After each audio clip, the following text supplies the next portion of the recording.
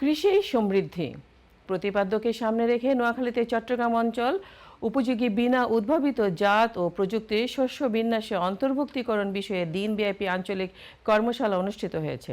নোয়াখালী সদর উপজেলা পরিষদ মিলনায়তনে বাংলাদেশ পরমাণু কৃষি গবেষণা ইনস্টিটিউট বিনার উপকেন্দ্র নোয়াখালীর আয়োজনে এই কর্মশালা অনুষ্ঠিত হয়। এতে সভাপতিত্ব করেন বিনার পরিচালক ডক্টর মোহাম্মদ লুৎফুর রহমান মোল্লা। প্রধান অতিথি ছিলেন বিনার মহাপরিচালক ডক্টর শরীফুল হক ভূঁইয়া। কর্মশালায় চট্টগ্রাম অঞ্চলের উপযোগী উচ্চ ফলনশীল জাত ও আধুনিক কৃষি প্রযুক্তি, স্থানীয় শস্য বিন্যাসে অন্তর্ভুক্তির বিভিন্ন দিক নিয়ে আলোচনা করা হয়। কৃষি উৎপাদন বাড়ানো ও কৃষির আধুনিকায়নে এসব প্রযুক্তির কার্যকর ব্যবহারের উপর গুরুত্ব দেন বক্তারা। কর্মশালায় কৃষি কর্মকর্তা, গবেষক ও সংশ্লিষ্ট ব্যক্তিরা অংশ নেন।